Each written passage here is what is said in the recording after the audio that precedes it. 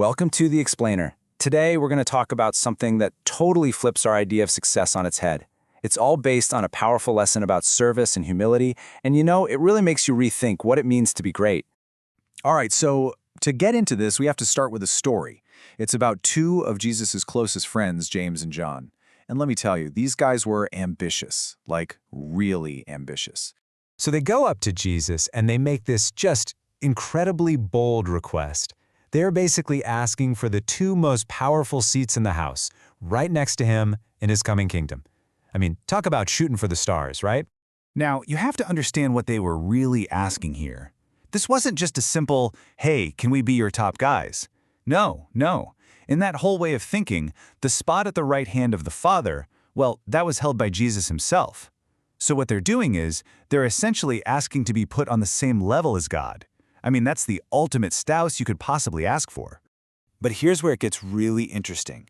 Jesus' response, it just flips their whole idea of power and glory completely on its head. He doesn't get mad, he doesn't shut them down. Instead, he asks them a very, very specific question. He says, "Can you drink the cup I drink or be baptized with the baptism I am baptized with?"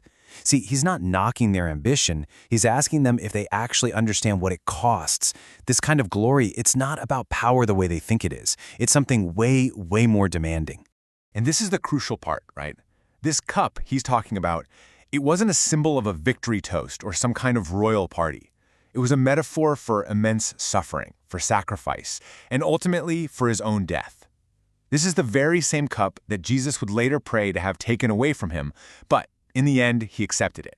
And this just drives the point home so powerfully. When Jesus told them they would drink his cup, he wasn't kidding. It was basically a prophecy, and if you look at history, what happened? Nearly all of them, including James, who was one of the two who asked, they ended up paying that ultimate price for their faith. So yeah, they found greatness, but it was through martyrdom, not through sitting on a throne.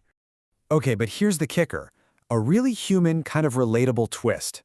The other 10 disciples, they get furious. But wait, they're not mad because the request was so out of line. No, they're mad because James and John asked first. They all wanted the same thing. This just goes to show you that this hunger for power and status, it was a problem for all of them.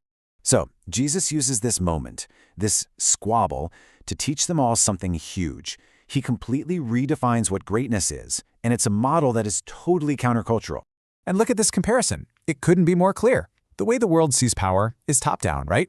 Rulers lord it over people. They flaunt their authority. But Jesus says, nope, in my kingdom, we're flipping that entire pyramid upside down. You want to be great? You have to be a servant. You want to be first? You have to be a slave to everyone else. And he's not just saying, do as I say, he's saying, do as I do. He basically points to himself as the ultimate example. The Son of Man, the one with all the authority, didn't come to have people wait on him. He came to serve them, all the way to the point of giving his own life. So what this all boils down to is kingdom greatness. And it's not something you achieve by grabbing power over other people. It's a state you reach by humbling yourself to serve them. And the very first step, it's not even about what you do. It's about what you want.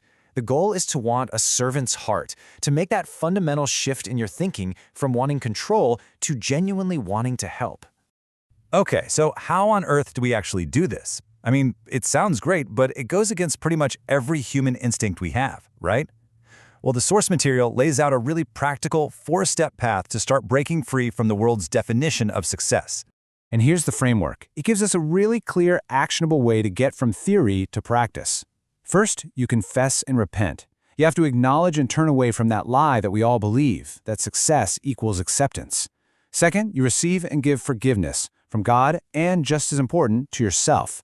Third, you humble yourself. Actually ask for help from other people. Break that cycle of trying to do it all on your own. And finally, you replace the lie with the truth. You actively focus on the fact that you are already accepted. And that last step is so key. The core idea behind it is just beautifully simple. You don't get rid of a lie by fighting it all the time, by wrestling with it in the dark. You overcome it by replacing it with a truth that's way more powerful. It's like, stop fighting the darkness. Just turn on the light. All right, now let's see how this whole thing actually plays out in real life. There's this modern personal story that is, well, it's both really profound and honestly pretty funny. It shows this whole struggle in action. So the speaker from our source material gets this invitation to go teach in France. Awesome, right? But there was a catch. He had to do the whole thing in French, a language he wasn't 100% fluent in, and there was going to be no translator to back him up. And what happens? Bam! Immediately, all those old fears just came rushing back. The fear of making a mistake, of sounding dumb. And he realized he'd fallen right back into that same old trap, the belief that his success as a speaker would determine his acceptance.